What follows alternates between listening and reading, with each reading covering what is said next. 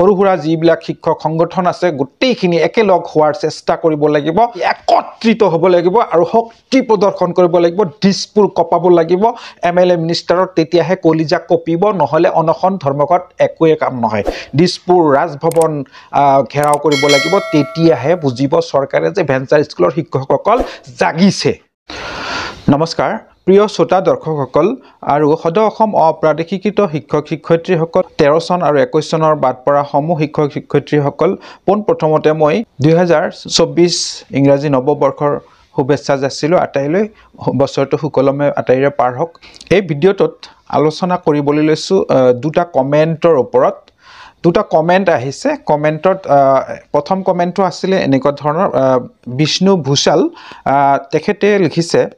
2011 চনৰ প্ৰভিন্সিয়েলিষ্ট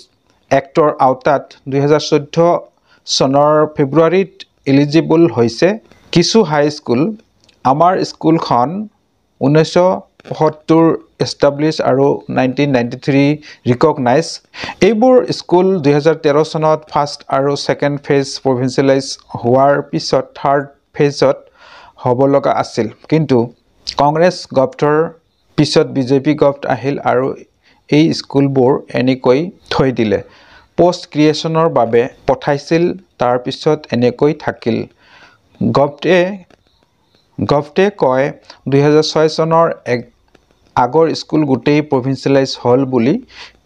কাইণ্ডলি চৰকাৰৰ দৃষ্টিগোচৰ কৰিব দেই ছাৰ থেংকছ এনেকৈ তেখেতে কমেণ্টটো লিখিছে উপস্থাপন কৰিছে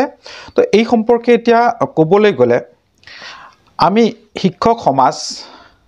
আমাৰ কোনো ৰাজনীতি নাই আমাৰ কোনো পলিটিক্স নাই পলিটিক্স আমাক লৈ কৰে চৰকাৰবোৰে আমি পলিটিক্স নকৰোঁ আমাক লৈ চৰকাৰবোৰে পলিটিক্স কৰে আমি নাজানো কংগ্ৰেছ আমি নাজানো বিজেপি চৰকাৰে 6 চনৰ আগৰ স্কুল গোটেইখিনি হোৱা বুলি কয় কিন্তু আপুনি কৈছে আপুনি চাক্ষুষ প্ৰমাণ যে আপোনাৰ স্কুল 1975 আৰু ৰিকগনাইজ হৈছে 1993 এটো কম দিনৰ স্কুল নহয় তথাপিও চৰকাৰৰ ঘৰত এইটো কিয়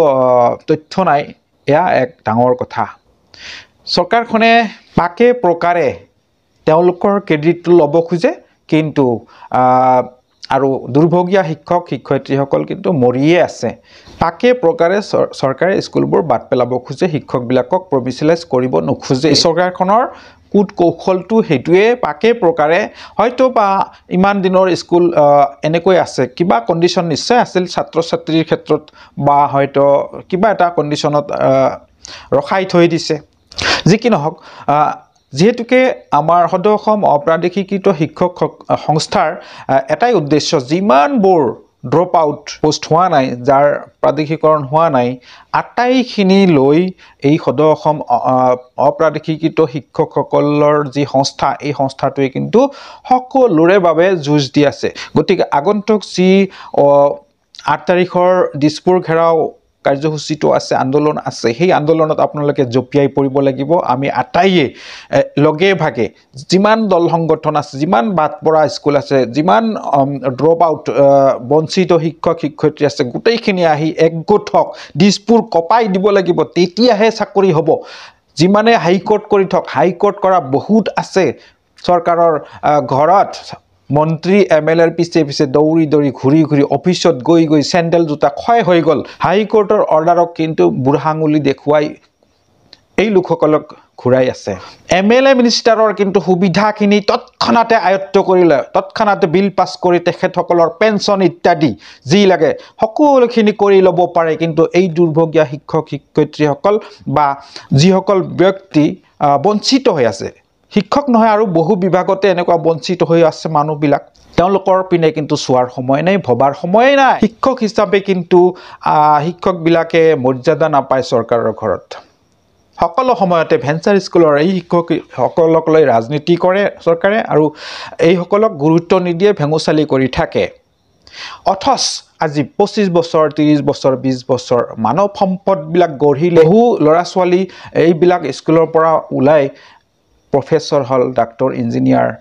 টেট টিচাৰ বহুতেই হল কিন্তু আজিলৈকে এই দুৰ্ভগীয়া শিক্ষকসকলৰ কিন্তু পদ প্ৰাদেশিকৰণ নহলে ইয়াতকৈ পৰিতাপৰ বিষয় কি হ'ব আৰু এজনে এটা কমেন্টত লিখিছে কোন ডিস্ট্ৰিক্টৰ হয় তেখেত মই নাজানো তেখেত হৈছে কুশল বৰুৱা এনেদৰে কমেণ্টত লিখিছে যে সেকেন্ড লিষ্ট 13 চনত ওলাইছিল 420খন স্কুল ওলাইছিল তাৰে 76 কলেজ প্ৰভিন্সিয়েলাইজ হ'ল বাকিখিনি কেছ চলি আছে লাষ্ট হিয়াৰিং হোৱা নাই চৰকাৰে ন্যায় নিদিলে কিবা জানেনে ক'ব ইয়াত ক'বলগীয়া মইনো কি ক'ম বহুত শিক্ষক এনেদৰে বঞ্চিত হৈছে বহু স্কুলকে বা কলেজকে কিন্তু এনেকৈ ড্ৰপ কৰি থৈছে ফাইলবিলাক ড্ৰপ কৰি থৈ দিছে পিছুৱাই ৰাখিছে কেৱল পিছুৱাই ৰখাৰহে কৌশল জানে চৰকাৰবোৰে এনেদৰে কেনসেল কৰা যায় এয়াই হৈছে পলিসি আৰু যেহেতুকে আপোনালোকৰ কেছ চলি আছে ফাইনেল হিয়াৰিং হোৱা নাই ফাইনেল হিয়াৰিংটো হ'বলৈ দিয়ক আৰু ফাইনেল হিয়াৰিঙৰ পিছত নিশ্চয় আপোনালোকে কাৰ্যালয়লৈ যাব লাগিব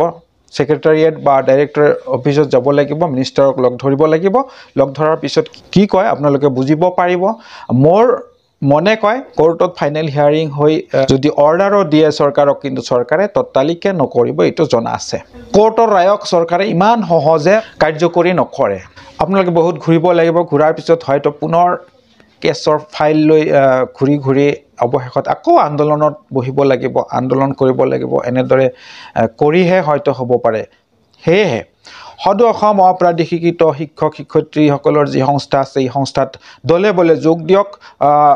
সৰু সুৰা যিবিলাক শিক্ষক সংগঠন আছে গোটেইখিনি একেলগ হোৱাৰ চেষ্টা কৰিব লাগিব ভাগে ভাগে নাথাকি একত্ৰিত হ'ব লাগিব আৰু শক্তি প্ৰদৰ্শন কৰিব লাগিব দিছপুৰ কপাব লাগিব এমএলএ মিনিষ্টাৰৰ তেতিয়াহে কলিজা কপিব নহলে অনখন ধৰ্মঘট একোৱে কাম নহয় দিছপুৰ ৰাজভৱন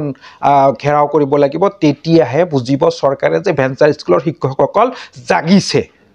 আমি জাগিব লাগিব এনেদৰে এই 5টা স্কুল যাই কেছ কৰিব 50টা স্কুল কেছ কৰিব কৰি থাকক চৰকাৰৰ একো আহে না যায় গতিকে আমি একত্ৰিত হ'ব লাগিব আৰু আমি সকলোৱে